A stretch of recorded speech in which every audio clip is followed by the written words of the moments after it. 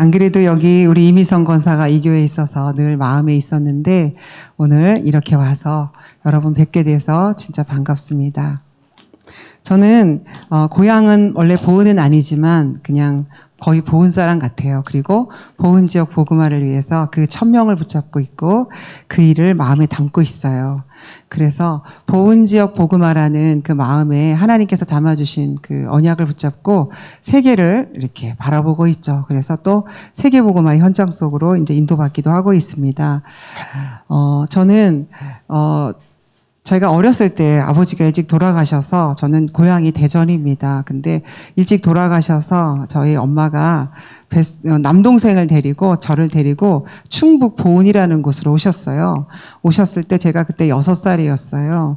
6살이었는데 저희 엄마가 굉장히 고생을 많이 하셨어요. 그러던 어느 날 저에게 이제 너는 지금부터 이제 고생하지 않고 공주님처럼 살 거야 이렇게 말씀하시더라고요. 그랬는데 정말 저희 엄마가 재혼하셨어요. 근데 저희 새아빠를 처음 뵈니까 굉장히 키도 크고 착하게 생기셨더라고요. 그리고 굉장히 또 부자고 또 집도 좋고 그랬어요.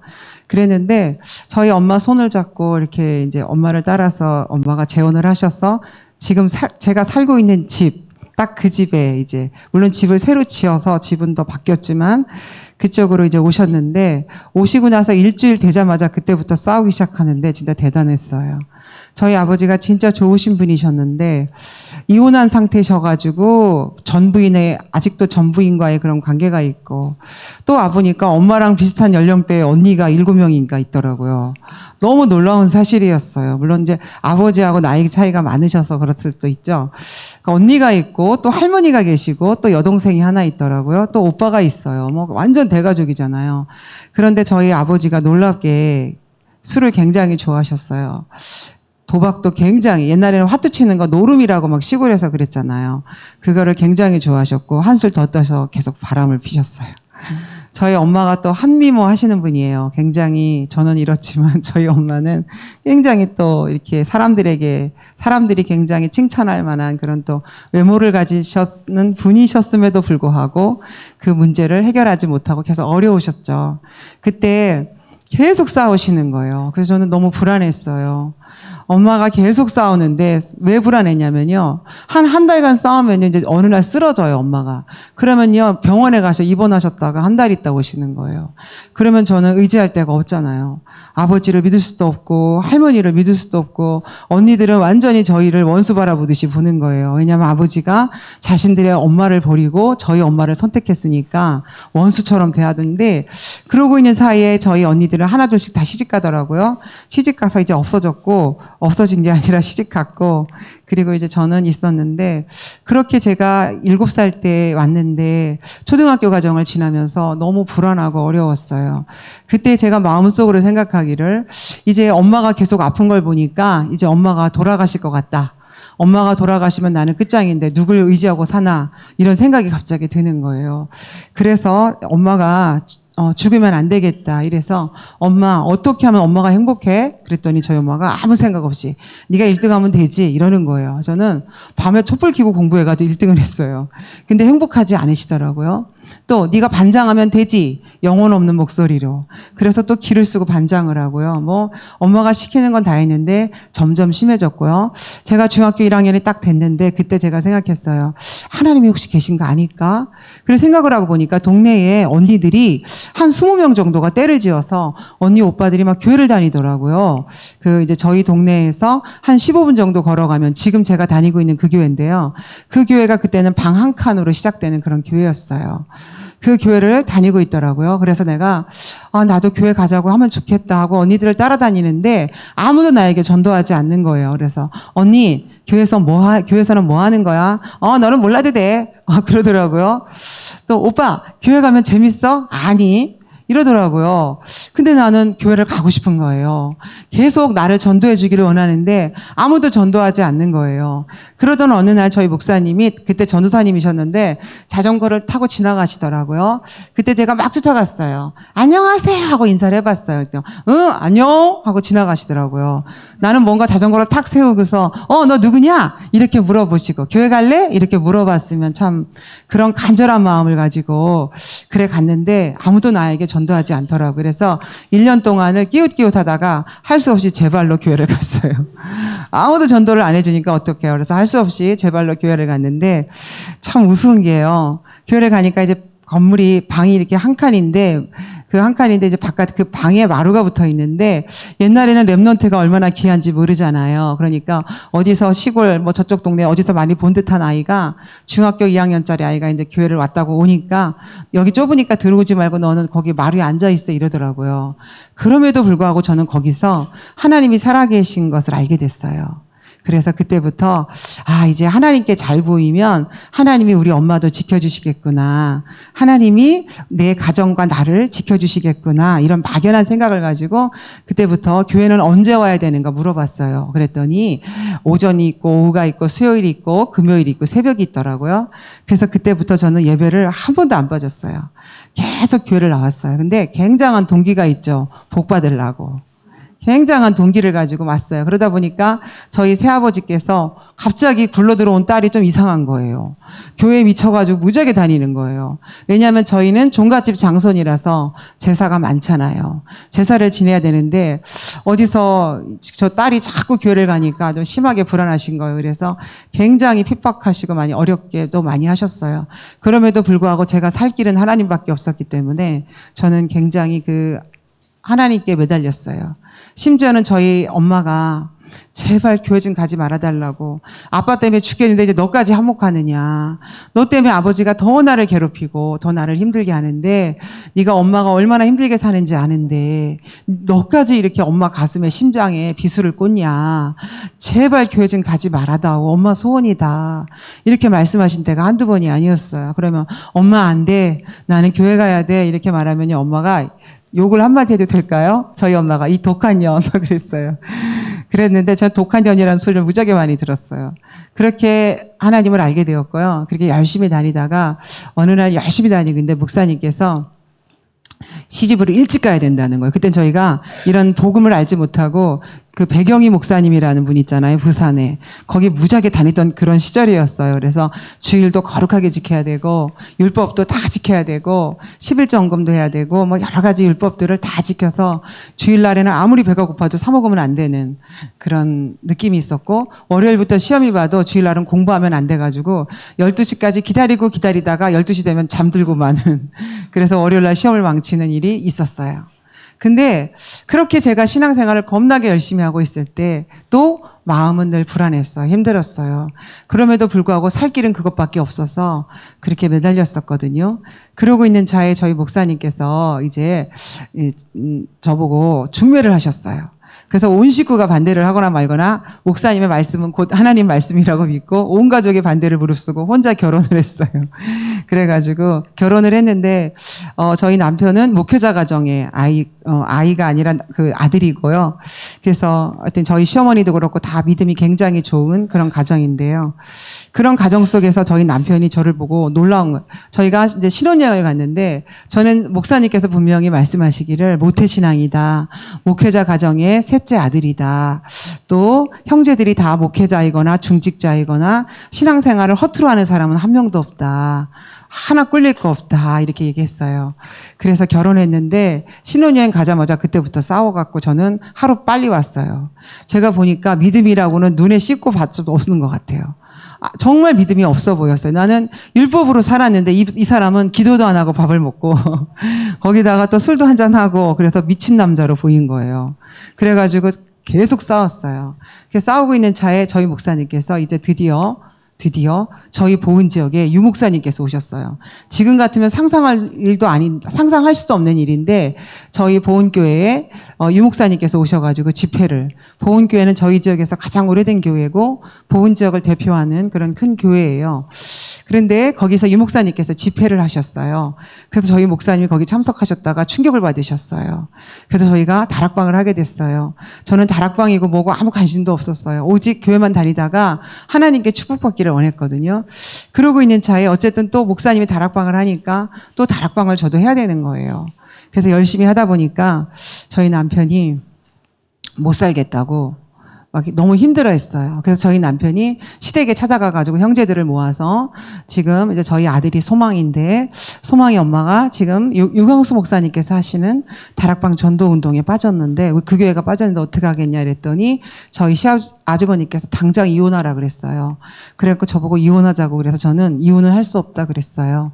그랬더니 저희 남편이 보따리를 싸갖고 떠났어요. 저희 시댁은 용인이거든요.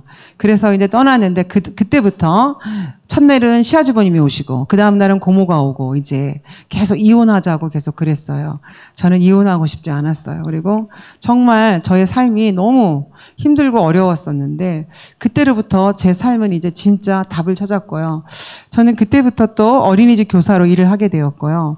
거의 20년 동안 일을 하면서 지냈고 중직자로 있었는데 저는 지금도 어린이집과 관련된 저에게 살려달라고 찾아오고 자살했다가 살아났고 정신병에 걸렸고 지금 자기 아버지가 어려운 일을 당했으니 복음을 전해달라, 귀신을 보았으니 복음을 전해달라고 하는 모든 사람들이 99%가 다 어린이집과 관련돼 있어요.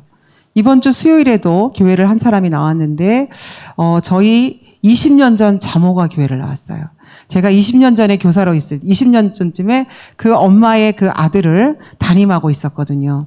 그때 그 엄마는 예수를 믿지 않았어요. 근데 그 엄마의 어린 딸이 물에 빠져 죽었거든요. 그래서 그 엄마가 이제 그 충격을 받아가지고 있었는데 제가 그때 그 엄마의 카톡을 보니까 그 엄마의 카톡에 그 엄마가 일러스트를 올렸는데 새카만 사람이 목 매달아가지고 이렇게 목이 축 늘어진 있죠. 그 그림을 그 카톡에 프로필 사진으로 올린 걸 보고 너무 충격을 받아가지고 제가 이제 찾아가서 복음을 전했던 생각이 나요. 그래서 복음을 전해가지고 영접도 하고 막 울고불고 영접해가지고 다락방을 신나게 했는데 교회는 엉뚱한 데를 갔어요. 그러거나 말거나 어쨌든 그 교회로도 열심히 다니라 했어요. 근데 그 교회 다니다 시험 들어가지고 현재는 어디를 다니고 있냐. 한인정서라는 절간을 다니고 있는 거예요. 그럼에도 불구하고 저는 포기하지 않았어요. 계속 제 명단 300 리스트에 있고 계속 이제 기도하고 있는데 한 번씩 커피 마시자, 뭐 하시자. 선생님 예수 믿으란 말 하지 마세요. 나는 예수 믿으란 말 안 할 건데 커피 한 잔 하자고. 그렇게 말했는데 어쨌든 이번에 이제 제가 연락을 했죠. 쉬는 날이 언제냐 그랬더니 언제 쉰대요. 그래서 그럼 그때 우리 커피 한 잔 하자 그랬더니 쉬는 날은 멀었으니 그럼 오늘 내가 한번 교회를 가주겠다면서. 그래서 교회를 가주겠다고 왔어요. 그래가지고 이제 예배를 드렸고요. 예배를 드리고 나서 사람들이 반갑다고 인사를 하니까 저는 다음부터 안 올 거거든요. 기대하지 마세요. 이러고 갔어요. 그래 놓고 저한테 문자를 보냈어요. 뭐라고 보냈냐면 선생님이 지금까지 나한테 얘기해줬던 거, 옛날에 해줬던 거를 다시 한번 좀 해줄 수 있냐. 그래서 우리가 또 뒤에서 지금 이제 다락방 문이 열렸는데 저는 오늘 이 시간에 엄청 쉬운 얘기를 할 거예요. 그건 성경 얘기겠죠. 여기는 아마도 다 훈련을 많이 받으셨을 거예요. 그리고 이미 현장 사역도 많이 하고 우리가 엄청난 훈련과 엄청난 신앙생활과 솔직히 말하면 신앙 경력이 다 굉장하실 거예요. 그런데 우리가 이제 이 시점에 한번 돌아봐야 되는데 반드시 돌아보셔야 돼요. 왜 반드시 돌아봐야 되냐면 목사님께서 계속 질문하셨잖아요. 나는 세계복음을 할 수 있는가? 그건 남 얘기고요. 나는 정말 내 가정과 가문을 살릴 수 있는가? 질문해 보세요. 우리 아들, 딸들이 나 때문에 예수 믿고 싶은지, 내 친구들이 나를 보면 예수 믿고 싶은지, 그리고 내가 알고 있는 직장 사람들이 나를 보면 예수가 믿고 싶을까? 한번 질문해 보세요. 내 손자, 손녀가 나를 보면 진짜 예수 믿고 싶을까? 한번 질문해 보세요. 그 질문을 해야 될 때가 됐어요. 왜냐하면 우리는 이미 많은 훈련을 받았고 연단을 받았고 교육을 받았잖아요. 이제 우리는 여러 가지 환난도 있었고 핍박도 있어요. 이제 우리는 열매를 거두어야 될 때예요. 성령의 인도를 받고자 노력했고 성령의 역사를 체험했습니다. 이제 우리는 성령의 열매가 우리에게 필요하거든요. 그래서 성령의 열매가 누구냐? 지난주 엊그제 기도수첩에는 유 목사님께서 총독이다 이렇게 말씀하셨죠. 여러분, 우리는 지금 성령의 열매가 필요한 시대예요. 자, 저는 오늘 제목을 너는 여호와께 복을 받은 자니라.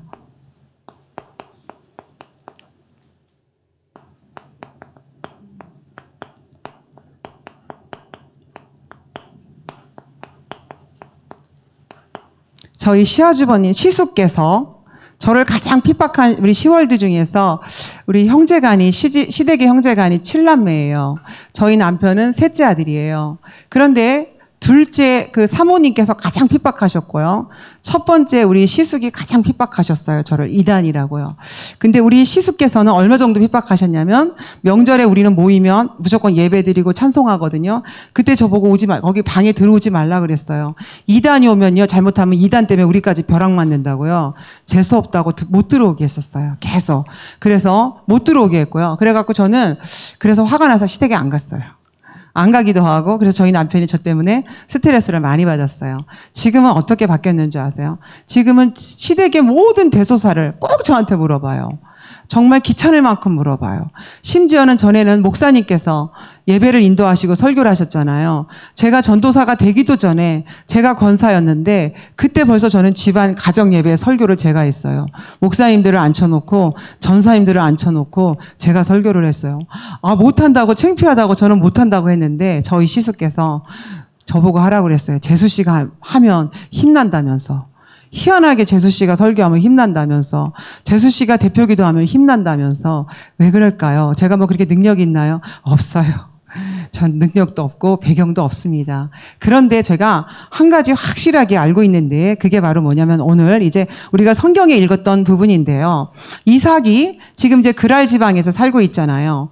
살고 있는데 하나님이 막 축복하셨어요. 근데 축복하시기 이전에 이삭이 그랄로 흉년이 들어가지고 그랄로 내려왔어요. 그랄 지역으로 내려왔는데 자기 아내가 너무 예뻐요. 자기 아버지가 했던 짓을 그대로 하는 거죠. 사람들에게 나의 아내는 여동생이다라고 거짓말을 했잖아요.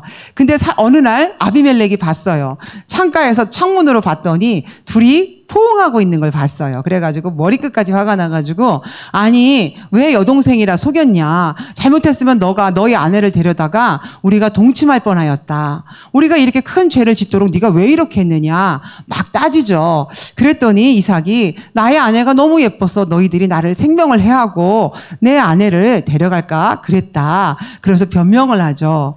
그래서 이제 아비멜렉이 막 화가 났지만 어쩔 수가 없었어요. 그러면서 백성들에게 말해요. 실수는 분명히 이삭이 했어요. 근데 어떻게 응답을 받냐? 백성들에게 말해요. 누구든지 이삭과 이삭의 아내를 건드리거나 해하는 자는 다 죽여버린다는 거예요. 반대로 말해야 되잖아요. 저 싸가지 없는 이삭과 저 아내를 갖다가 무시해라. 저것들 쫓아내자. 이래야 되잖아요. 그런데 실수를 했음에도 불구하고 아비멜렉 왕이, 이방인 왕이 너희들은 누구든지 저 이삭과 이삭의 아내를 해하지 말라. 근접하지 말라. 저 해하거나 근접하거나 어렵게 하면 내가 생명을 빼앗아 가겠다는 거죠. 이렇게 보장이 생기죠. 이제 이삭이 그 해에 농사를 짓는데 하나님이 100년의 축복을 주셔요. 100년의 축복을 줘 너무너무 이제 왕성해지죠. 그러니까 또 아비멜렉이 짜증이 났어요. 그래서 너는 나가라고. 그래서 이제 그랄 지역을 떠나가지고 그 옆 지방으로 이제 떠나게 돼요. 그 지역으로 떠나가지고 잘 먹고 잘 살고 있는데, 지금 우리가 읽었던 본문이 뭐냐면요. 이 아비멜렉이 자기 친구 아우삭과 그 다음에 장관 비고를 데리고 와요. 와가지고 뭐라고 말하냐면 이삭에게 말해요. 당신은 우리를 공격하지 말라. 우리를 해하지 말라. 막 그래요. 그랬더니 언제 우리가 그랬냐? 네가 우리를 미워하여서 우리가 나가지 않았냐? 그렇지만 나는 너희를 선대하였다. 네가 왜 그런 말을 하느냐? 그랬더니 뜬금없이 그 이방인 아비멜렉이 말해요. 너는 여호와께 복을 받은 자니라. 나는 너희와 연맹을 맺고 너희와 함께 같이 지내기를 원한다는 거예요. 그래서 같이 지내기를 원한다는 거죠. 그래서 이제 이삭이 그래 하라고 하는 거예요. 그 성경을 자세히 보면 이삭이 복음을 전했네, 말씀을 대언했네 하는 건 아무것도 없어요. 그런데 뭐가 한 가지 나오냐면 이삭이 농사를 짓는데 그 해에 100년의 소출을 1년에 100년의 소출을 100배의 축복을 주셨다고 나와요. 또 25장에 보면 무슨 말씀이 나오냐면 아브라함의 하나님이 이삭에게 나타나서 너는 내가 지시할 땅으로 가라. 내가 시키는 대로 하면 내가 아버지에게 내렸던 복을 너에게 그대로 줘서 네가 하늘의 별처럼 바닷가의 모래알처럼 부흥되게 할 거야 라고 말씀하세요. 이건 바로 뭐예요? 이삭이 지금 언약을 붙잡고 있는 거예요. 언약을 붙잡고 있으니까 어떻게 되죠? 언약을 붙잡고 있으니까 하나님은 이삭이 크게 잘한 것도 없어요. 그러나 하나님의 정확한 언약을 딱 붙잡고 있으니까 전도를 안 하는데도 왕이 직접 찾아오고 장관을 데리고 오고 절친 아웃삿을 데리고 와가지고 너는 여호와께 복을 받은 자이라 우리를 해하게 하지 마. 우리 함께 동맹을 맺어서 잘 지내자 이러고 있어요. 지금 한 나라가 복음화되는 역사가 지금 막 일어나고 있죠. 이게 바로 누구냐면요. 우리예요. 우리가 이런 사람이에요. 근데 우리가 언제부터 바뀌었단 말이죠. 맨날 걱정하고 염려하고 시기하고 질투하고 우울하고 낙심하고 맨날 이래야 돼. 그럴 것도 없어요. 우리는 너는 여호와께 복을 받은 자니라. 우리는 정확하게 언약만 붙잡고 있으면 조금 실수해도 조금 잘못해도 상관없어요. 그러니까 제가 저희 시댁에서 쟁쟁한 시댁 어른들 사이에서 제가 어떻게 설교를 합니까? 그렇죠? 정말 이런 얘기하면 조금 그렇지만 저희 고모, 저희 남편의 누나는 사모님이신데 겁나게 저를 핍박했어요. 그래서 저희 수원에 살고 수원에서 목회를 하시는데 수원에서부터 여기 보훈까지 막 내려와가지고 제가 이제 아들하고 둘이 살고 소망이하고 저 아들이 소망인데 소망이하고 둘이 살고 있고 저희 고모는 이제 수원에 사는데 그 사모님이 제가 이혼해달래도 이혼도 안 해주지 그러고 있으니까 너무 밉죠. 그러니까 이 고모가 2번이나 내려와가지고 저희 아들 소망이를 납치해가고 가다가 붙잡히고 또 저희 아들 소망이를 몰래 훔쳐가지고 가시다가 붙잡히고 2번이나 그랬어요. 이런 일이 있었는데요. 저는 그러거나 말거나 걱정하지 않았어요. 그리고 이혼할 생각은 1도 없었어요. 그런데 있잖아요. 저희 고모가 왜 무릎 꿇었는지 아세요? 저한테? 가장 그 교회에서 그 아들이 저희 고모의 아들이 저에게는 조카죠. 그 조카가요. 피아노도 잘 쳐요. 노래도 잘해요. 공부도 잘해요. 수원고등학교를 다니는데 회장이에요. 피아노도 잘 쳐요. 노래도 잘해요. 교회에서 다 잘해요. 근데 얘가 어느 날 머리가 자꾸 아팠어요. 그래서 수원 아주대학병원을 가니까 처음에 몰랐어요. 그냥 머리가 아팠어요. 그러는 그 아들이 아픈 그 와중에도 포기하지 않고 보험까지 와가지고요. 계속 저를 어렵게 했어요. 근데 이 아들이 나중에 이제 학교에서 쓰러져가지고 119를 타고요. 이제 아주대학병원을 갔어요. 그 아주대학병원 가는데 아이가 뭔지 아세요? 뇌종양, 악성 뇌종양이에요. 그래서 병원에서는 한 3년 살 수도 있고 2년 살 수도 있다고 그랬는데요. 2달 만에 죽었어요. 너무 슬픈 일이지만 그 일을 겪고 나서 저희 시댁 식구들이 다 저에게 무릎 꿇었어요. 그리고 저희 고모도 그러니까 저희 남편의 누나도 그다음부터 저에게 어렵게 하지 않았어요. 어렵게 하지 않고요. 이제 지금은 뭐 다 우리가 함께 같이 잘 지내고 있지만 제가 이런 얘기를 뭐 굳이 자랑스러운 일도 아니고 너무 마음 아픈 일이지만 제가 왜 이런 얘기를 하냐면 하나님은 언약을 얼마나 중시하는지 몰라요. 하나님은 언약의 하나님이에요. 근데 지금 우리 단체가 지금 언약의 흐름 속에 있거든요. 누가 이랬던 저랬던 말았던 언약의 흐름 속에 있고요. 제가 이번에 대학 청년들을 데리고 방글라데시를 갔어요. 이제 우리 청년들을 데리고 제가 5천 종족 나라를 순회하고 있는데요. 지난번에 이제 케냐 카쿠마타운 난민촌을 갔다가 이번에 이제 살람 목사님이 계시는 그 유명한 살람 목사님을 뵙겠다고 기도하다가 청년들을 데리고 이제 살람 목사님 계신 방글라데시를 갔어요. 그 살람 목사님이 다카 RUTC를 지으셨는데 이제 살람 목사님하고 밤에 이야기를 하는데 목사님께서 그 말씀하시더라고요. 목사님께서 이제 마약 그러니까 자기는 이게 마약 중독이 되었어요. 그래서 가정과 가문에서 정신 차리라고 이제 한국으로 보냈어요. 그랬다가 거기서 이제 복음을 받고, 야, 이게 예수 그리스도 맞구나. 너무 충격을 받았어요. 그래서 자기가 이제 목사가 돼가지고 이제 복음 운동을 막 하고 있는데, 이제 우리 같은 이 흐름 내에 계신 선교사님 두 분이 우리 이 살람 목사님을 막 계속 도왔어요. 경제적으로, 영적으로, 또 목사가 될 수 있도록 막 잘 사역을 할 수 있도록 차도 사주고 건물도 막 해주고 막 다 해줬어요.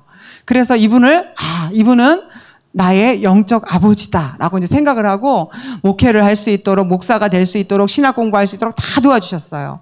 근데 이분이 어느 날 우리 살람 목사님께 찾아와서 말했어요. 뭐라고 말했냐면, 살람 목사, 우리 여기 떠나자. 여긴 가짜야. 우리 여기서 떠나서 우리끼리 따로 신앙생활 하자. 이 흐름 속, 우리가 지금까지 인도받았던 이 흐름 속은 이건 아닌 것 같아. 떠나자 하고 말했대요. 그때 살람 목사님이 그랬대요. 목사님, 지금까지 나에게 20년 동안 가르쳐 주시고 훈련시켜 주셨던 거 다 가짜예요, 그러면? 아니, 그건 진짜지. 그럼 왜 떠나라 그래요? 아이, 떠나자. 아이, 싫어요. 저는 이거 아니고서는 절대 무슬림을 복음할 수 없어요.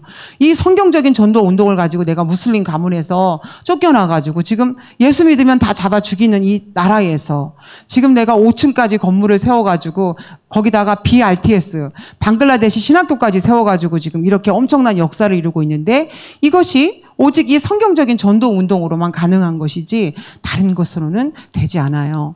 목사님은 나의 영적인 아버지시지만 내가 이것은 순종할 수 없어요. 저는 이 흐름 속에 있겠습니다. 이렇게 말했대요.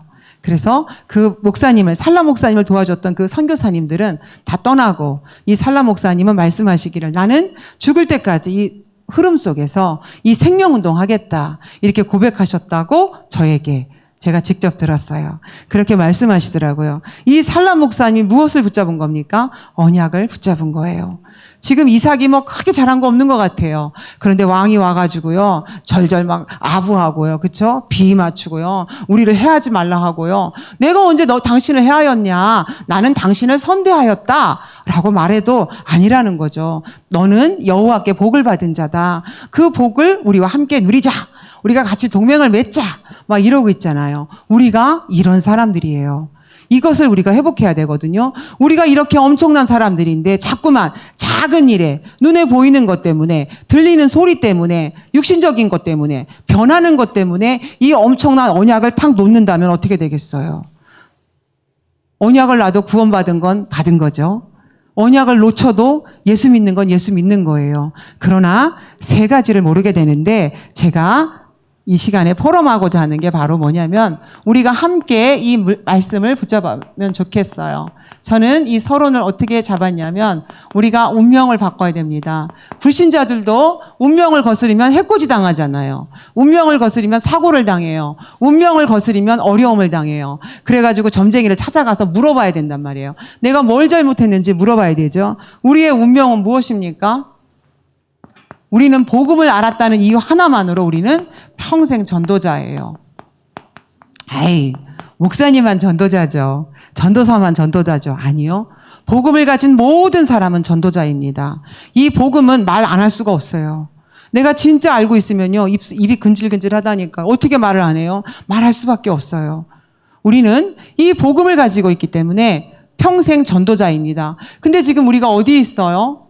어디 있습니까? 전도자의 운명을 거스르고 지금 어디 살고 있습니까? 누구누구의 엄마로, 어떤 회사의 직원으로, 누구누구의 남편으로, 오직 그 속에 혹시 살고 있지는 않나요? 우리가 전도자로 살아야 내 친구가 나를 보고 좀 예수 믿고 싶다 이런 생각이 들고, 우리 부모님이 내 자식은 나를 보고 엄마 나도 교회 가고 싶어요 라고 말할 수 있겠죠.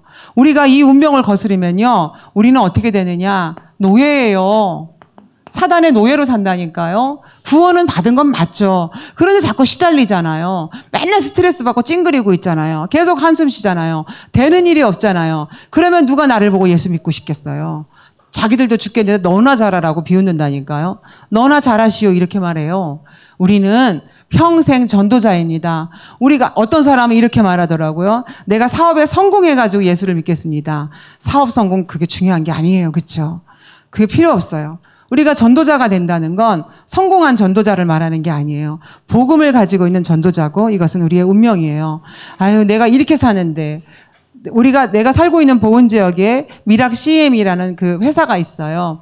거기 회사에서 천안에서, 집은 천안인데 월요일부터 금요일까지 천안에 있는 일반 교회를 다니시는 성도인데, 천안에 이제 직장이 보은이니까 보은에서 직장 생활하시고 금요일날 밤에는 천안으로 가서 천안에 있는 교회를 다니시는 분이 어쩌다가 우여곡절 끝에 저희 교회를 나오시게 됐어요. 수요일만. 왜냐하면 이제 교회가 이제 우리 교회를 선택하게 돼서 나오시게 됐어요. 그때 제가 말했어요. 그분한테, 집사님, 내가 보은 지역 복음화를 위해서 기도하고 있고 보은 지역에 분명히 전도자가 예비되어 있는데 집사님이 꼭 그런 분 같다. 그 미락 CM이라는 그 회사에 집사님과 같은 사람이 분명히 있다. 그랬더니 저한테, 아이 전사님, 우리 회사는 아무도 안 믿어요. 아무도 안 믿어요. 그래서 글쎄 그건 하나님이 하는 건데, 그러면 집사님, 우리가 집사님네 회사에 가가지고 일주일에 한 번씩만 우리가 예배드리자. 그러면 우리가 하나님의 망대가 서는 거고 그 빛을 보고 분명히 갈급한 사람이 올 것이다. 이렇게 말했더니 이 집사님이 그래요. 나는 회사에서 말썽꾸러기야 전도사님. 나 다 싫어해. 나 말썽꾸러기야. 나 사고뭉치야. 나 회사에서 사고뭉치고 말썽꾸러기라서 사람들이 나 다 싫어해. 그래서 나는 전도가 안 돼. 그래서 하나 많아야 그래요. 계속 그랬거든요. 1년 내내 말하다 포기했는데 2년 만에 이제 하겠다 그랬어요. 그래가지고 진짜 거기서 말씀 운동을 폈고요. 피가 얼마 안 돼서 진짜 그 직원이 왔다니까요. 와가지고요, 복음을 받았어요. 그래가지고 어쩔 때는 술을 마시고도 오고 싶으셔가지고 샤워하고 입 가글가글 하고서요. 그래서 오시는 그렇게 진짜 전도자가 전도대에서 왔다니까요. 하나님이 전도를 하는 거지 우리가 하는 게 아니에요. 그렇죠? 우리가 뭐 착한 행실을 보여가지고 그들이 오고 언제까지 그렇게 되겠어요? 우리가 얼마나 훌륭하다고 뭐 어떻게 계속 착한 행실을 보이겠어요? 그렇죠? 하나님이 우리의 착한 행실 때문에 전도가 되게 하는 게 아니에요. 내가 얼마만큼 복음을 가지고 있고 확신을 가지고 있느냐에 따라서 하나님의 시간표가 움직이는 것이죠. 우리는 그 믿음만 있으면 돼요. 내가 돈이 없어서 가난해도 새빵살이 하면 건물주 복음 못 전해요? 직원이 사장님한테 복음 못 전해요? 학생이 선생님한테 복음 못 전합니까? 전하죠. 저는 어린이집 교사로 있었는데도요, 그때 정말 골치 아팠어요. 왜 골치 아팠는 줄 알아요? 저는 월급을 받는 어린이집 교사인데 어린이집의 모든 대소사를 정말 피곤하고 힘들게 계속 물어봤어요. 누가 물어봤을까요? 저희 원장님과 이사장님이. 이 선생을 써야 되냐 말아야 되냐, 잘라야 되냐 말아야 되냐, 이 행사는 어찌하면 좋으냐, 방학은 언제 하면 좋으냐, 선생님 스케줄을 위해서 선생님 스케줄에 맞춰서 방학을 하자. 이번에 교사를 뽑았는데 선생님 먼저 봐라. 써야 되냐 말아야 되냐. 이거 봐봐요. 이렇게 된다니까요. 제가 훌륭해서 그런 게 아니잖아요. 제가 많이 배워가지고 그런 게 아니고 제가 무당처럼 막 영안이 확 열려서 그런 것도 아니잖아요. 제가 그냥 언약 붙잡고 있고 복음 가지고 있으니까 다른 거예요. 원장님보다 덜 훌륭하고 원장님보다 나은 것도 아무것도 없어요. 육신적으로. 그러나 원장님이 끊임없이, 그 이사장님이 끊임없이 나한테 물어보잖아요. 그리고 상의하잖아요. 지금 어린이집을 그만둔 지가 언젠데 지금도 모든 대소사를 물어본단 말이에요. 모든 대소사를 물어. 이 선생을 써야 되냐 말아야 되냐. 이 선생을 한번 만나달라. 막 물어본다니. 계속 물어봐요. 그래서 계속, 그러면 제가 또 답을 줄 수 있죠. 어떻게 답을 줄 수 있나요? 무당이라서 답을 주나요? 점술가라서? 아니죠. 복음을 가지고 있으면 하나님이 주시죠. 여러분, 우리의 운명은 전도자예요. 이 언약을 붙잡으셨으면 좋겠어요. 환경에 속지 말고요. 사람에게 속지 말고요. 들리는 소리에 속지 말고 그 살람 목사님처럼 20년간 자기의 모든 것을 책임졌던 영적 아버지가 떠나자 했을 때도, 아버지 나는 떠날 수 없어요. 나는 전도자입니다. 나는 평생 이 흐름 속에서 복음 전하다가 이란과 이라크, 방글라데시 주변의 아랍 국가를 다 복음화하고 하나님께 가겠습니다. 라고 말했고요. 그 살람 목사님이 이제 아버지께 쫓겨났기 때문에 이제 성이 없어졌잖아요. 그래가지고 이제 류로 바꿨다고 그랬잖아요. 그랬을 때 왜 류로 바꿨는지에 대해서도 어떤 목사님들이 그렇게 말했대요. 에이, 그 유광수 목사님한테 잘 보이려고 류로 바꿨다고. 그래서 이 살람 목사님이 그게 아니라 그 손녀들이, 이상하다. 인도 방글라데시에는 류라는 성이 없는데 왜 우리는 류지? 한국에 세계보고 많은 전도자가 있는데 그 전도자처럼 되라는 뜻에서 우리의 성을 류로 바꿨다. 그것을 후손들에게 계속 전달해 주려고, 기념비적인 응답으로 전달해 주려고 성을 류로 바꿨다는 거죠. 그래서 이제 자식들에게 그 아들, 딸들이 있거든요. 또 이제 나중에 손자, 손녀들에게 증손자, 증손녀들에게 전달하기 위해서. 그분만 그런가요? 우리는 평생 전도자예요. 살람 목사님은 마약 중독자였기 때문에 부모님이 정신 차리라고 한국으로 쫓겨났대요. 그래가지고 거기서 타락해서 왔다 갔다 하다가 가구 만드는 공장 다니다가 복음을 듣고 전도자가 되었죠. 우리도 마찬가지예요. 내가 살고 있는 지역은 우리 목사님이 전도하는 게 아니라 살람 목사님이 와서 전도하는 게 아니라 내가 살고 있는 지역은 내 거예요. 내 거. 어떻게 내 걸까요? 하나님께서 나에게 맡기신 지역인데요. 제가 또 두 번째, 우리의 운명은 평생 그리스도의 제자입니다. 왜 그리스도의 제자라고 했을까요? 전도자는 많습니다. 그러나 성경적이지 않아요. 그러나 복음적이지 않아요. 꼭 베드로처럼 고넬료하고 식사한 걸 부끄러워하고요. 또 안디옥 교회 가가지고 또 이방인들하고 식사하고 있다가 야고보 제자들이 오니까 숨어버리는 그런 사람 말고요. 정말 바울처럼 오직 복음이면 되는 사람, 그리스도면 되는 사람, 그 사람이 바로 그리스도의 제자거든요. 그 어떤 환경이 몰아닥쳐도 그 어떤 목사님이 어쩌고저쩌고 해도 여전히 그리스도는 어제나 오늘이나 영원토록 변함이 없으세요. 그렇기 때문에 우리는 그리스도를 믿는 거예요. 우리는 사람을 믿는 게 아니에요. 살라 목사님이 그러셨어요. 나는 유 목사님을 존경하지만 그분을 믿지 않는다. 그분이 말하는 그리스도를 믿는다. 말했어요. 우리도 그리스도를 믿고 그리스도의 제자예요. 그냥 전도자가 아니라 그리스도의 제자고요. 그렇기 때문에 우리가 꼭 해야 되는 게 있어요. 뭘까요? 바로 평생 기도자로 살아야 됩니다. 여러분, 오후 예배 시간 시작 전에 여러분 몇 분 전에 오셨어요? 여러분 얼마나 기도하셨어요? 우리는 계속 싸워야 돼요. 우리는 이것을 영적 싸움이라고 말합니다. 우리는 진짜 이제 영적인 힘이 없으면요. 아무것도, 자식도 제대로 키울 수 없어요. 영적인 힘이 없으면 밥도 하기 싫어요. 영적인 힘이 없으면 일어나기도 싫어요, 이제. 정말 영적인 힘이 있어야 되는데 나 자신과 싸워야 되거든요. 끊임없이 흔들리는 나, 끊임없이 우울한 나, 끊임없이 짜증나는 나, 끊임없이 시험 드는 나, 이 나를 전도자로 세워야 돼요. 이 나를 그리스도의 제자로 세우고 이 나를 기도자로. 그래서 지금 기도의 트렌드가 뭐예요? 24예요. 24, 25 영원. 그래서 3집중. 우리도 이번에 여름 성경학교 하는데 랩런트들이 하도 기도를 안 해가지고 이번에 홈스테이로 했어요. 3집중 가르쳐 주려고 반별로 다 나눠가지고 모세 반은 모세 선생님 집에 가서 다 자야 돼요. 갈렙 반은 갈렙 선생님 집에 가서 자고요. 사무엘 반은 사무엘 선생님 가서 자야 돼. 성경학교에는 잤어요. 왜 자러 가냐면 놀러 간 게 아니라 3집중 보고 배우라고요. 그래서 선생님들이 속으로 나는 3집중 안 하는데 어떡하나. 그러죠? 괜찮죠. 랩런트하고 같이 하면 되죠. 같이 하면 되죠. 그래서 이게 바로 뭐냐면 영적 싸움이에요, 결국. 그래서 저는 너무 쉽게 이미 하고 계시지만 3집중. 하루에 3번을 나눠서 한다는 게 의미가 있고 여러분 눈 뜨시면 먼저 오늘 뭐 하자. 화장실 가자, 물 먹자, 핸드폰 하기 전에요. 랩런트들에게 수도 없이 말하고 있어요. 눈 뜨면 기도해야 된다는 거. 에이, 새벽 기도 가야지. 맞아요. 저도 새벽 기도 가요. 그래도 저는 좀 부끄럽지만 알람을 듣고 새벽에 깨는 사람인데요. 알람 소리가 울리면 기도해요. 그냥 누워가지고. 성삼위 하나님, 오늘도 나의 주인 되어주세요. 오늘도 나를 인도해 주세요. 내 열정이 무너지게 해주세요. 내 노력이 무너지게 해주시고, 내 열심이 무너지게 하시고, 나는 죽고 그리스도께서 나를 완전히 통치해 주세요. 생각나는 대로 짓거리고 느껴지는 대로 짓거리고 말하지 않도록 오직 하나님께 사로잡힐 수 있도록 역사해 주세요. 라고 기도하면요. 5분도 안 걸려요. 3분도 안 걸려요. 그렇게 기도하고 일어나서 새벽 기도 갑니다. 잠자기 전에도 마찬가지고 낮에도 마찬가지예요. 그래서 제가 성경학교를 한 역사 이래로 이렇게 조용한 성경학교는 처음 봤어요. 점심시간에 완전 아수라장이거든요. 이제 성경학교를 하면요. 지금까지 보면은 오전 예배 끝나고 이제 밥을 먹잖아요. 식당에 가서. 그러면 막 눈에 불을 켜고 누구 다치는 사람 없는가, 싸우는 사람 없는가 봐야 되거든요.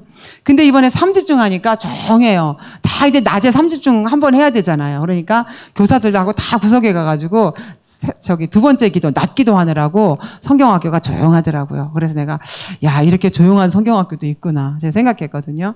근데 진짜 저희가 이제 정말 진심으로 하시면 되거든요. 그래서 우리는 계속 누구랑 남편하고 싸우는 게 아니라 자식하고 싸우는 게 아니라 나랑 싸워야 되거든요. 나의 운명은 이건데 내가 이 운명을 거스리니까 자꾸 어려움이 오잖아요. 하나님이 자꾸 치잖아요. 나는 이렇게 살아야 될 사람인데 복음을 알고 있다는 이유 하나만으로 나는 전도자로 그리스도의 제자로 기도자로 살아야 되는데 이걸 거슬리고 누구 엄마로만 살고 회사 직원으로만 살고 누구 아빠로만 살잖아요. 그러니까 하나님이 가만히 있겠어요? 자꾸 때리잖아요. 정신 차려. 제발.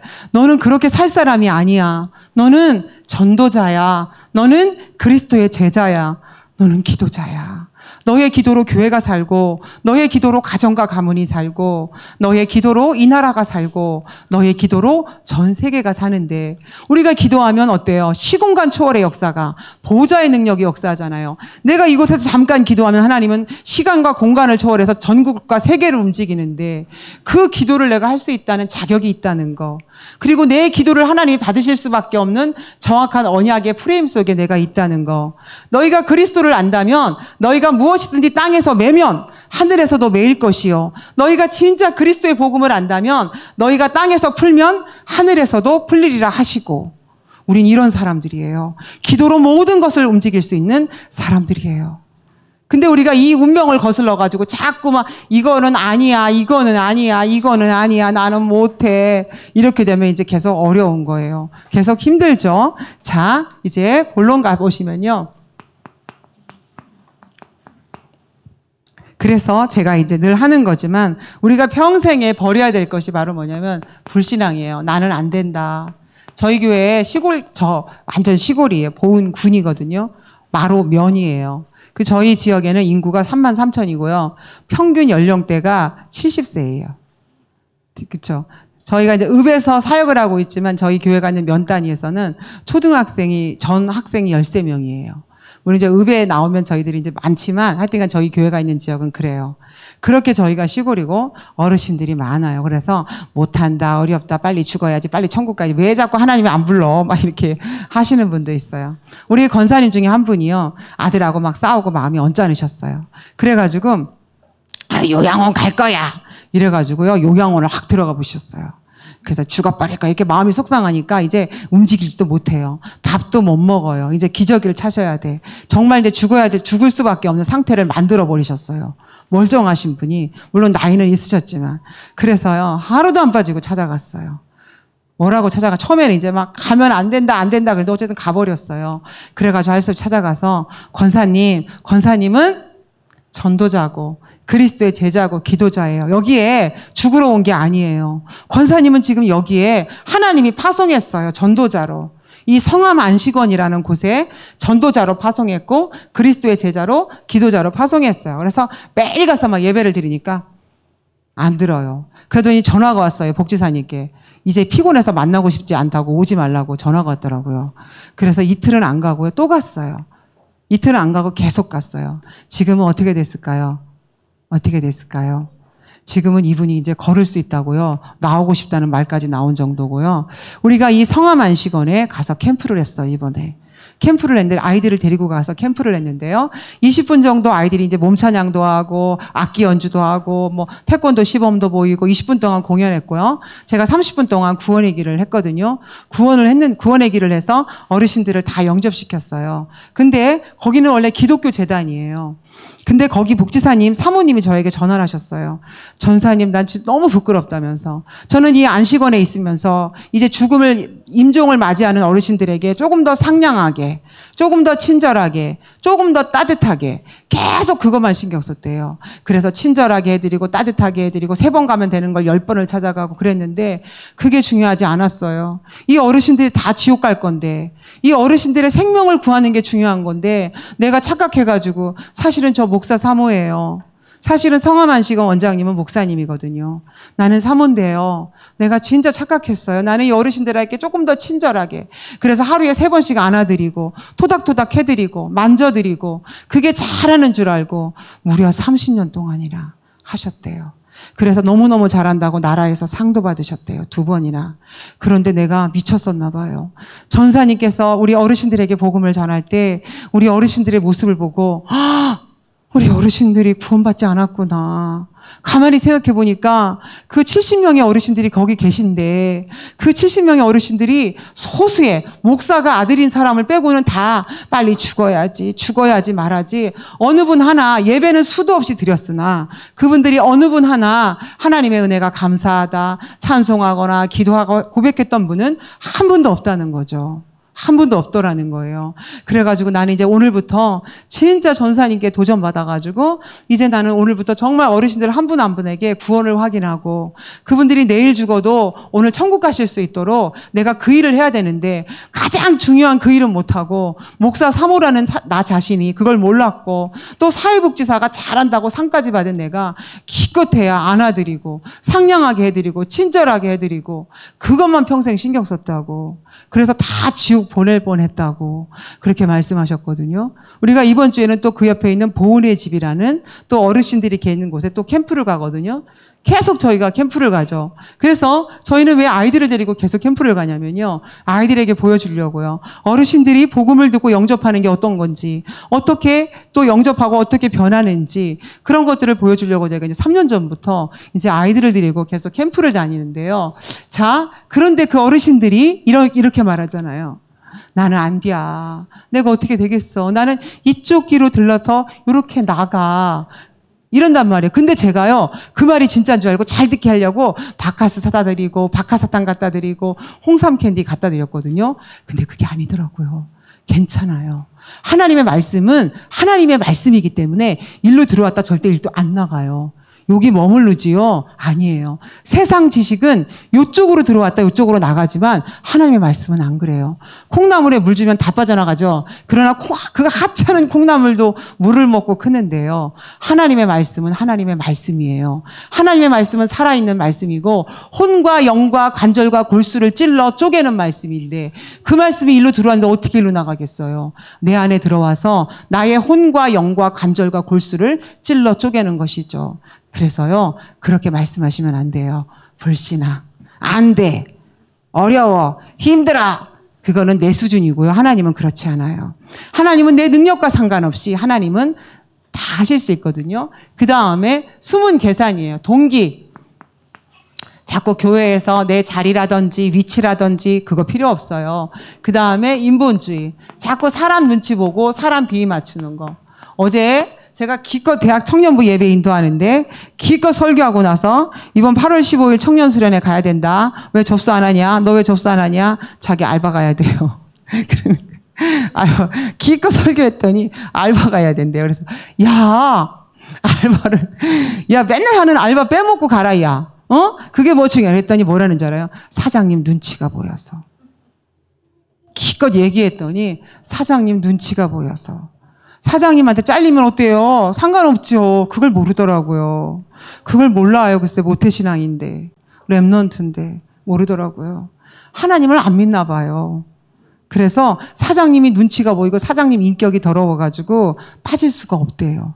그래서 8월 15일도 청년수련회는 못 가는 것으로 해달라고 그러더라고요. 그래서 저는 처음에 속이 탔는데 저게 바로 나의 모습이구나. 말로는 청사뉴스로 떠들어도 진짜 내가 믿지 않았기 때문에 저렇게 우리 후대들도 믿지 않는구나. 포럼도 잘하고 사모늘도 잘하는데 실제로는 믿지 않는구나. 제가 그런 모습들을 확인했어요. 그래서 제가 사모늘을 가지고 잠시 말씀을 포럼해 보면요. 반드시 말씀 성취의 흐름을 따라 가셔야 되거든요. 이것이 바로 전도자의 삶이에요. 바로 제자의 삶이고 기도자의 삶인데요. 반드시 우리는 오늘의 말씀이 있어야 돼요. 여러분이 선택하는 기준, 판단하는 기준, 이 말씀으로 답을 찾는 것이죠. 그리고 여러분 강단은 뭔지 아세요? 하나님이 직접 짜신 맞춤형 영양 식단이에요. 한 사람 한 사람에게 맞춤형으로 하나님이 직접 플랜하신 맞춤형 식단이에요. 내 밥이에요. 우리 집 밥이에요. 근데 우리가 유 목사님 말씀은 은혜가 되고 교회에서는 힘이, 그래서 저희 교회도 욕하는 건 아니지만 본부 훈련은 기를 쓰고 가는 분이 있는데 교회는 자주 빠져요. 그게 뭘까요? 훈련은 생명 걸고 가요. 근데 왜 수요일 날 빠지고 금요일 날 빠질까요? 몰라요. 지금 이 비밀을. 본부 훈련은 흐름을 알아야 되죠. 은혜가 되고 전도자가 하신 말씀이 얼마나 파워가 있어요. 그러나 나를 살찌게 하고 나를 살리고 나를 세우는 건요. 자, 내 인생의 답, 내가 가지고 있는 문제의 답은 강단에 있어요. 왜냐하면 내 문제를 하나님이 아시잖아요. 그리고 내가 가지고 있는 영육간의 질병에 대한 약은 내 강단에 있어요. 그리고 또 한 가지 중요한 것은 뭐냐면, 가장 중요한 것은 뭐냐면 우리가 힘을 얻어야 된다는 거예요. 자, 우리는 자꾸 힘이 없잖아요. 그래서 이것 보세요. 우리는 이제 지금부터 이 말씀에 집중하셔야 되는데, 왜 말씀에 집중하냐? 이것이 바로 언약이기 때문에 그래요. 하나님은 말씀을 주시고 말씀을 성취시켜 나가세요. 그래서 우리 어르신들도 주보를 항상 가지고 다니셔야 돼요. 그리고 필기할 수 있으면 하셔야 되고요. 핸드폰에 목사님 말씀하신 거 계속 들으셔야 돼요. 왜냐하면 하나님이 반드시 개인에게, 한 사람, 목사님은 여기서 여러 명을 놓고 말씀하셨지만요, 반드시 한 사람 한 사람 한 사람에게 맞춤 솔루션을 다 주셨어요. 내가 어떻게 해야 되지? 우리 아들을 RTS를 보내야 돼? 서울대를 보내야 돼? 내가 이걸 해야 돼? 저걸 해야 돼? 저가요, 말씀을 계속 듣는데요, 이 말씀 속에서 내가 목회를 해야 되는 거 아니야? 이런 생각이 들었어요. 그래가지고 제가 목사님께 말했어요. 목사님, 제가 어린이집을 그만두고 혹시 전도만 하고 싶은데 어린이집을 그만두고 이렇게 하면 안 될까요? 이랬더니 목사님, 안 돼. 권사님이 어린이집을 그만두면 어린이집 식구들 다 시험 들 거야. 어린이집은 권사님 때문에 되는데 안 돼. 그러시더라고요. 그래서 아닌가? 이렇게 생각했어요. 근데 또 말씀을 듣고 계속 있는데 제 마음에 원래 소원이 있었거든요. 어린이집을 오랫동안 다니다 보니까 일이 너무 많아요. 야, 전도만 하고 싶다. 다른 선생님들은 퇴근하고 가서 서류를 할 수 있는데 어린이집은 서류가 많거든요. 근데 저는 퇴근하고 다락방하고 가면 집에 10시, 11시에 들어가는데 그때 서류를 하려니까 너무 한계가 많은 거예요. 그래서 야, 전도만 하고 싶다 이런 생각을 했는데 어느 날 말씀에서 야, 나는 진짜 전도만 하면 좋겠다. 그래가 또 두 번째 목사님께 내가 쇼부를 벌이라. 목사님, 저에게 제가요, 다른 거는 필요 없고 딱 한 달에 60만 원만 주신다면 제가 24시간 365일 전도만 하겠습니다. 저를 전도자로 사용해 주세요. 이렇게 말씀을 드렸더니 안 된다고 했잖아. 그러시는 거예요. 왜 안 돼? 막 이러셨어요. 왜냐면 권사님이는 어린이집이 너무 중요하잖아. 거기서 계속 거기 전도의 문이고 거기 계속 전도가 되고 아이들이 살아나고 또 막 원장님과 이사장님이 또 저희 교회 중직자고 어쩌고 저쩌고 하는데 그렇게 해서 조금만 기도해 보자. 조금만 기도해 보고 기다리자 그랬어요. 근데요, 하나님이요, 외부의 본부 강사를 통해 가지고 제가 신학교를 오게 됐어요. 본부의 강사님을 통해서 오게 됐죠. 하나님이요, 답을 주세요. 그리고 계속 그때도 저는 중학교 2학년 때도 그랬고요. 지금도 그랬고요. 정말 하나님의 은혜지만 한 번도 빠진 적 없어요. 교회예요. 저는 일가 친척, 아들, 형제, 부모, 형제 결혼식에 아무 데도 못 갔어요. 예배 안 빠지려고요. 그래서 맨날 독한년이라는 소리는 달고 살았어요. 그러면 제가 집안에서 원수가 돼야 되잖아요. 아니요. 저는 집안에, 제가 스스로 말하는 건데 집안의 보물이에요.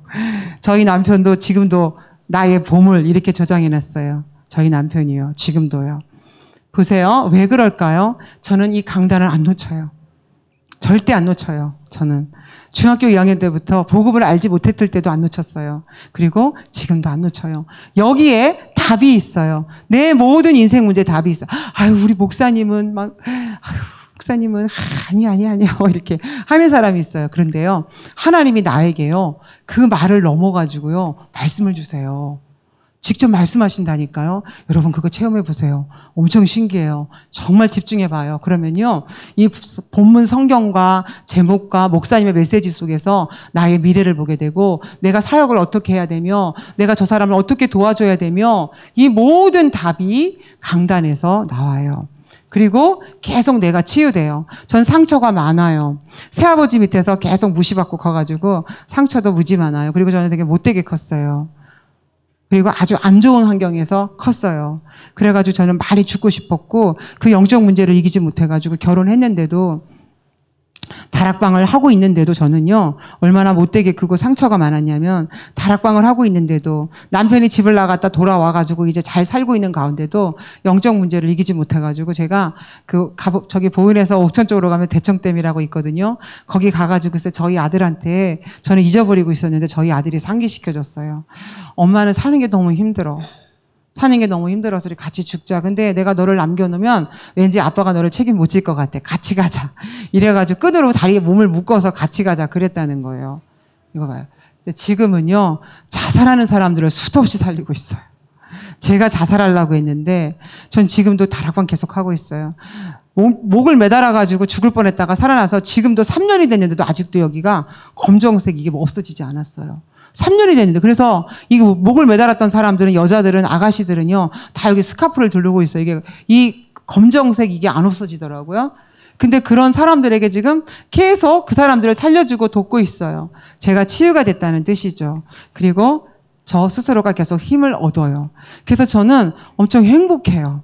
낙심을 할 때도 있지만 행복하고요. 제가 우리 랩런트들한테도 간증했어요. 제가 너무 행복해가지고 밤중에 성경학교 기간이었거든요. 밤중에 우리 랩런트들이 너무 말씀을 잘 듣고 너무 많이 변화되는 것 같아서 다는 그렇지 않지만 소수의 랩런트들이 말씀을 잘 듣는 거예요. 이상하게 잘 듣는 거예요. 그래가지고 너무 소름이 끼치고요. 너무 감사한 거예요. 그래가지고 제가 너무 기뻐가지고 저녁 때 막 소리를 지르고 웃다가 일어나가지고 막 덩실덩실한 거예요. 그랬더니 저희 남편이 무섭다고 하지 말라고 미친 것 같다고 너무 무섭다는 거예요. 그래서 제가 안 했어요. 무섭다고 그래서. 근데 저는 너무 좋아서요. 저는 좋을 때가 너무 많아요. 혼자서. 너무 막 심장이 터질 것 같아요. 너무 좋아서. 너무 행복해가지고 심장이 터질 것 같은 때가 너무 많아요. 이런 제가 복음을 안 전할래요? 안 전할 수가 없겠죠. 여러분, 말씀의 생명 거세요. 강단 말씀을 반드시 정리해야 돼요. 정리해가지고 붙잡고 있고 계속 봐야 돼요. 그게 붙잡고 있는 거예요. 아들이 전화해가지고 엄마! 아다다다다 하고 막 욕을 했어요. 그러면요. 에이씨 못된 놈 하지 마시고요. 강단 말씀을 딱 보세요. 거기 답이 있어요. 내가 가다가 전화가 왔어요. 내 친구가 교통사고 나서 죽으려고 한대요. 그러면 어떻게 하고 가슴이 철렁하지 말고요. 강단 말씀을 보세요. 이게 무슨 일이야? 답이 있어요. 모든 사건과 만남과 일 속에 답이 있고 말씀을 따라가셔야 돼요. 그래야 내가 말씀에 사로잡히게 되고 이 말씀이 나를 붙잡고 어디로 가느냐? 이리로 가요. 전도자로 갈 수 있도록, 그리스도의 제자로 갈 수 있도록, 기도자로 갈 수 있도록 내가 말씀에 붙잡혀야 되거든요. 그래서 말씀에게 끌려가야 되거든요. 이 천국 복음이 모든 민족에게 증거되기 위하여 온 세상에 전파되리니 그제야 끝이 오리라. 내가 말씀에 붙잡혀야 이 말씀은 지금 천국을 향해서 가잖아요. 쉬지 않고. 살아있는 말씀이 천국 복음, 그러니까 이 세상 복음화를 위해서 가고 있단 말이에요. 이 천국 복음이 모든 민족에게 증거되기 위해서 말씀이 가고 있는데 여기다가 내가 붙잡혀서 가야 되잖아요. 그러기 위해서 내가 말씀의 흐름 속에 있어야 돼요. 말씀은 살아있어요. 운동력이 있고 치유하고 살리는 말씀이에요. 내 말이 아니라 하나님 말씀이고요. 제가 이 시간에도 시골에서 온 여자가 뭐 이렇게 큰 소리를 칠까요? 하나님 말씀이니까요. 하나님 말씀이니까 제 말일 것 같으면 저는 이 자리에 쓸 수 있는 자격도 안 돼요. 그러나 하나님의 말씀이니까요. 자, 이렇게 되면 이제 기도 제목이 생겨요. 하나님이 주시는 기도 제목이 생기거든요. 우리는 이것을 기도 응답의 흐름이라고 그래요. 우리가 전에는 저희 랩런트들한테도 시켜요. 공부 잘하게 해주세요. 감기 낫게 해주세요. 배 아프지 않게 해주세요. 그런 거 기도하지 마. 그런 거는 이방인들이 하는 거야. 그런 것들을 너희에게 하나님이 있어야 할 줄을 다 아셔. 너희들이 기도할 거는 한 가지밖에 없어요. 뭐예요? 그의 나라와 그의 의. 하나님의 계획이 뭘까? 내가 배가 아프면 전에는 하나님 배가 아파 죽겠어요. 배 좀 낫게 해주세요. 이렇게 기도했다면 지금은 하나님 제가 배가 너무 아파요. 하나님 왜 저를 배 아프게 그냥 놔두셨어요? 하나님의 계획이 뭐지요? 이렇게 질문하는 거예요. 이것이 바로 하나님의 나라와 하나님의 의예요. 하나님 우리 엄마 아빠 제발 싸우지 않게 해주세요. 그렇게 기도하지 마. 하나님 왜 우리 엄마 아빠가 계속 싸워요? 하나님의 계획이 무엇이에요? 하나님의 뜻이 무엇이죠? 그것이 바로 하나님의 나라와 하나님의 의죠. 그렇게 기도하는 거죠. 그래서 정말 이 기도 제목을 발견했다는 것은 바로 뭐냐면 최고의 복음 누림이죠. 우리가 기도한다는 것은 이 언약을 붙잡고 기도한다는 것, 여기서 붙잡은 언약을 붙잡고 기도한다는 것은 바로 최고의 복음의 누리기이고, 그 다음에 또 이것을 가지고 기도한다는 것은 바로 최고의 언약을 누리는 거죠. 누린다는 건 쉬운 말로 어떻게 하면 되는지 아세요? 내 거예요. 누린다는 것은 내 것이 된다는 뜻이고요. 그 다음에 우리가 신분 권세를 누리는 거예요. 굳이 필요한 것들을 기도하는 것이 아니라 늘 하나님의 나라와 하나님의 의를 구하는 것이죠. 우리의 기도 제목은 한 가지예요. 강단 말씀을 붙잡고 기도하는데 그 강단 말씀의 최종의 제목이 하나님의 나라와 하나님의 의입니다. 하나님의 의, 하나님의 뜻이죠. 하나님의 계획이에요. 그래서 우리가 이것을 질문한다는 것 자체가 최고의 복음을 누리는 것이고 최고의 언약을 누리는 것이고 하나님의 자녀된 신분과 권세를 누리는 거예요. 제가 마음편한 병원에서 저희 지역을 대표하는 정신병원이 있어요. 마음편한 병원이라고 엄청 커요. 그래서 제가 이게 우리 지역에 저 정신병원이 있는데 저기서 예배드리고 말씀운동 해야 되는데 그래가지고 이제 그 복지사님이 예수를 잘 믿는다 해가지고 복지사님이 찾아가서 여기서 안 된대요 지금은. 그 다음에 또 찾아갔어요. 안 된대요. 또 찾아갔어요. 안 된대요. 그래가지고 이번에는 성경학교 때 이제 크리스마스 때가 돼서 우리 아이들이 율동도 준비하고 성극도 준비했는데 우리가 맛있는 간식하고 이 아이들의 이런 걸 가지고 가서 공연을 해주겠다. 그래도 안 된대요. 그래서 저는요, 계속 언약 붙잡고 계속 그 마음 편한 병원 그 주차장 있죠. 거기 가서 계속 이제 기도했는데요. 그래가지고 이제 문이 열려가지고 지금 매주 월요일 오후 1시에 예배를 드려요. 전에는 거기 마음 편한 병원의 환우들이 대부분 어르신들이었어요. 근데 저희가 시작하면서부터 환우가 싹 바뀌었어요. 어떻게 바뀌었는지 아세요? 다 랩넌트는 아니죠. 가이들도 랩넌트죠. 복음을 가지고 있으니까 초등학생, 중학생, 고등학생으로 거의 바뀌었어요. 다. 정신 문제가 와가지고요. 다 입원한 아이들로 거의 바뀌었어요. 그런데 그 중에 이제 아이들이 전사님 계속 귀신이 보여요. 전사님 계속 가라고 그래도 안 가고 자꾸 저보고 죽으라고 그래가지고 제가 계속 할 수 없이 다 끌었어요. 그래가지고 막 여기 온천지 자해해가지고 오는 또 여자 아이도 있어요. 귀신이 얼마나 정확한 줄 알아요? 글쎄, 그 정신병원에 5년 동안 있었던 아이한테 귀신이 뭐라고 했냐면 나는 오늘도 1시에 예배 보러 가야 되겠다고 일어나니까 귀신이 그 여자아이한테 야, 그 김유미 전사님 2단이야. 시키는 대로 하지 마. 귀신도 2단을 안 와봐요. 2단이라면서 가지 말랐다며 나한테 와가지고 전사님 2단이라면서요. 2단이 뭐예요? 2단은 따라가면 안 된대요. 그래서 야, 그 귀신 소리 거짓말이야. 믿지 마. 이랬거든요. 근데 제가 지금 뭐 얘기하려고 하냐면요. 이 얘기하고 싶어서 그런데 우리는 하나님 자녀잖아요. 하나님의 자녀가 되는 권세가 있죠. 그래서 이러는 거예요. 예수 그리스도 이름을 암만 불러도 귀신이 안 떠나간다는 거예요. 안 믿으니까 그렇죠. 그래서 제가 이랬어요. 이번에는 메롱 그렇게 하라고 시켰어요. 예수 그리스도 부르지도 마, 믿어지지도 않으면서 막 벌벌 떨면서 예수 그리스도 이름을 명하는 해도 가만히 있다는 거예요. 괜찮아. 있으면 어때요? 그렇죠? 같이 살면 되죠. 지가 내 안에 예수 그리스도가 계셔서 같이 살아도 나한테 얻지 못해요. 그냥 너는 귀신이 보일 때마다 메롱 그러라고. 네 머리통은 내 안에 계신 그리스도가 박살냈어. 너는 꼼짝 못해. 이제 그리스도 이름 자꾸 불러가지고 헛수고하지 말고 그냥 완전히 믿는 걸 가지고 그냥 메롱 하라고 그랬어요. 그랬더니 막 웃더라고요. 근데 보세요. 이렇게 어마어마한 신분과 권세를 가지고 있는데 그것을 어떻게 사용합니까? 기도를 통해서 사용하는 거죠. 어떻게 내 것으로 만듭니까? 기도를 통해서. 하나님이 내게 응답하시고 역사하시는 방법은 내가 기도하는 거예요. 가장 쉬운 게 기도예요. 그렇죠? 가장 편안한 게 기도예요. 돈도 안 들어요. 그렇죠? 돈도 안 들고 쉬워요. 이건 노력도 안 해도 돼요. 화장실에 가면 화장실에 가서 하면 되잖아요. 집에서 해도 되고 누워서 해도 되고 왔다 갔다 하면서도 계속 할 수 있는 그 기도예요. 이 사람이 전도자가 기도한다면 하나님은 태양과 달을 멈추고요. 그리스도의 제자가 기도했더니 불기둥과 구름 기둥이 따라오고요. 기도자가 기도했더니 여리고성이 무너지잖아요. 하나님이 이런 25시의 축복을 우리에게 다 예약해 놓으셨는데 왜 우리가 자꾸 이상하게 살까요?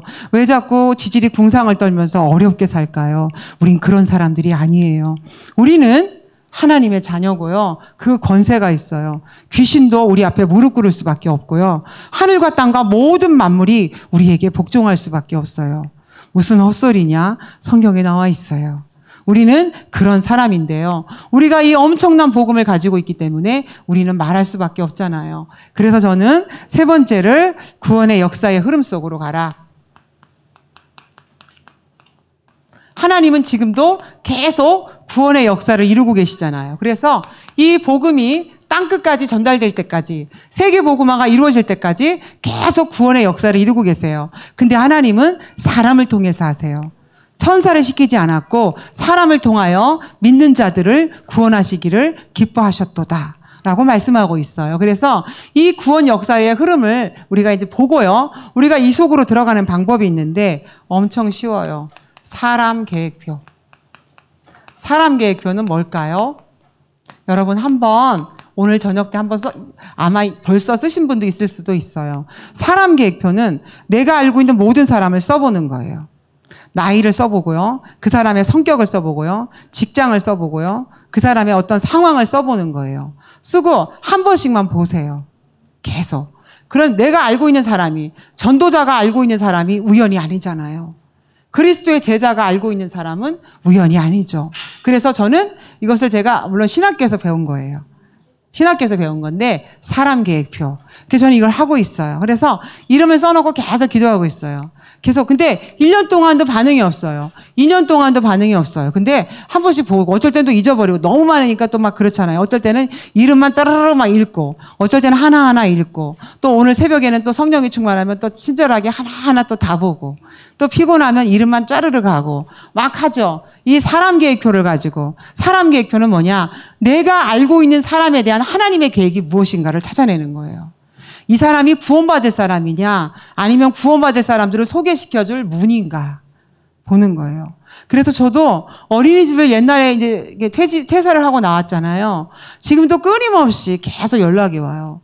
계속 연락이 오는데 지금 현재 내가 근무했던 그 어린이집에 선생님 한 분이 연락이 왔어요. 전에 제가 캠프 때 저희 교회 캠프가 있어서 작년에 그 선생님에게 복음을 전하니까 가만히 듣고 색시처럼 얌전히 다 듣고 나서 영접합시다 그랬더니 죄송하지만 안 믿어져요. 그러더라고요. 그래서 영접을 안 했거든요. 그래서 그 선생님의 이름이 제 사람 계획표 속으로 쏙 들어갔겠죠. 복음을 아버지가 돌아가셨다고 해서 복음을 전해보았으나 안 믿어져서 영접을 안 했음. 그렇게 적어봤어요. 그리고 나서 1년이 지났는데 한 달 전인가 3주 전에 전화가 왔어요. 깜짝 놀랐어요. 다 죽어가는 목소리로 전화가 왔는데 내게 우울증이 찾아온 것 같아요. 죽고 싶은데 문제는 그게 아니에요. 뭐가 문제인지 이상하게 눈동자 안에서 검정벌레가 눈알을 파먹고 있다는 생각이 드는 거예요. 실제로는 안 그런데 이 볼따구니 속에 검정벌레가 들어가서 이 살을 파먹고 있다는 생각이 드는 거예요. 아니야 아무리 그래도 그 생각이 떠나지 않아요. 우울한 마음과 함께 아니 혹시 진짜인가 아닐까 해서 병원에 가서 검사를 해봤어요. 혹시 눈동자 안에 뭐 작은 거라도 벌레가 있는 거 아닐까? 혹시 이 피부 안에 무슨 염증이 있는 거 아닐까? 생각해 본 거예요. 그러니까 그렇겠지. 설마 이게 망상이야 뭐야. 왜 나에게 이런 일이 일어날까? 이래가지고요. 이 선생님이 진짜 가서 해봐도요. 아무 이상이 없어요. 그냥 우울증이에요. 그러니까 이 선생님이 죽고 싶은 거예요. 딱. 그러니까 어떻게 돼요? 제가 생각이 났겠죠. 그래서 저한테 전화를 한 거죠. 어떻게 됐을까요? 바로 영접을 하죠. 그리고 다락방을 하죠. 이거 봐봐요. 사람 계획표. 모든 사람이 우연이 아니에요. 전도자인 내가 알고 있는, 그래서 우리는 굳이 막 복음 전하려고 막 그 사람이 막 진저리 치도록 따라다닐 필요도 없고요. 그 사람이 막 도망 다니게 막 할 필요도 없어요. 그냥 계속 기도만 하고 있어갖고 하나님이 시간표를 만들어주면 그때 하면 돼요. 근데 중요한 건 뭐냐? 이 사람 계획표가 있는 사람에 한해서, 이 사람 계획표를 붙잡고 기도하는 사람에 한해서 가만히 기도만 하고 있으면요. 계속 사건이 생기고 전화가 오고 만남이 생기고요. 또 어떻게 이 구원 역사의 흐름 속으로 들어가냐면요. 우리가 이제 만남, 또 사건을 통해서 이번에 이제 오늘 지금도 이렇게 교회 와가지고 지금 예배 드리고 있는 랩런트 2명이 있는데요. 그 2명이 그 이제 엄마는 베트남이고 아버지는 이제 일반 사람인데요. 전에 제가 이제 만나가지고 이제 복음을 전해서 교회를 다니고 있었는데 그 엄마가 이제 베트남시를 섬기다 보니까 교회를 안 보내겠다고 그래가지고 이제 말았어요. 그래서 아무리 설득해도 안 되는 거예요. 그래가지고 이제 할 수 없이 포기하고요. 계속 기도하고 있었어요. 아이들을 보내달라고 이제 그랬어요. 근데 제가 소식을 들었어요. 무슨 소식을 들었냐면 그 아이 중에 그 누나가 갑자기 이렇게 밤에 이제 정신병에 시달려가지고 약을 먹게 된다는 그런 소식을 들었어요. 그래서 그 사건을 시달리고 있다는 이야기를 듣고요. 제가 찾아가가지고 다시 이제 엄마가 그 아이들을 교회 다니기 이제 보내주시기 시작했어요. 그럼에도 불구하고 이 아이들이 여전히 문제는 많아요. 뭐 잠시도 가만히 있지 않고 시끄러워요. 오늘도 이제 저희가 이제 보은 RUTC라고 읍에 있거든요. 거기서 이제 아이들 예배를 드리는데 너 오늘 여기서 예배 드리고 집에 태워다 줄까? 아니면 우리 임마누엘 교회까지 갈래? 그랬더니 교회까지 간다고. 그래서 나는 중간에 이제 어디 갔다 와야 되는데 어떡할래? 그랬더니 자기들은 그냥 있겠다고. 예배 드리고 이제 저녁 때 그래서 다른 선생님이 태워다 주기로 했는데요. 그래서 모든 만남과 사건도 여러분 이 속에 다 들어가는 거예요. 그냥 마음에 담아두시기만 하면 돼요. 이렇게 하면 되고요. 이게 가장 쉬운 전도고 그 다음에 또 뭐냐면 우리가 항상 질문해야 돼요. 뭘 질문해야 되냐면 하나님의 시간표예요.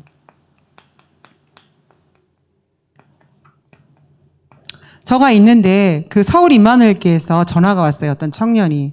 그 청년 회장이라고 하는 여자 청년이 전화가 왔는데 서울 임마누엘교회 청년이 전화가 왔는데 뭐라고 하냐면요. 지금 저희 교회 출신 청년이 보은에 살고 있는데 그 정신병이 와가지고 굉장히 어려움을 당하고 있어서 자기에게 전화를 해가지고 살려달라고요. 막 나 좀 도와달라 전화를 했대요. 그래서 자기가 보은에는 거기 김유미 전도사가 있으니까 그 소개시켜줘야 되겠다고 소개를 시켜줬다는 거죠. 그래서 이제 연락이 올 거라는 거예요. 연락이 오면 좀 잘 부탁드립니다 하고 연락이 왔어요. 그래서 이제 그 연락을 받고 그 청년을 이제 만났어요. 그 여자 청년을 만나가지고 이제 이렇게 사역을 하는데요. 이제 조현병이라는 끔찍한 병에 걸려가지고 이제 자신의 인격을 찾아왔다가 놓쳤다가 또 뭐 여기 이제 많은 막 심각한 그런 상태에 있어요.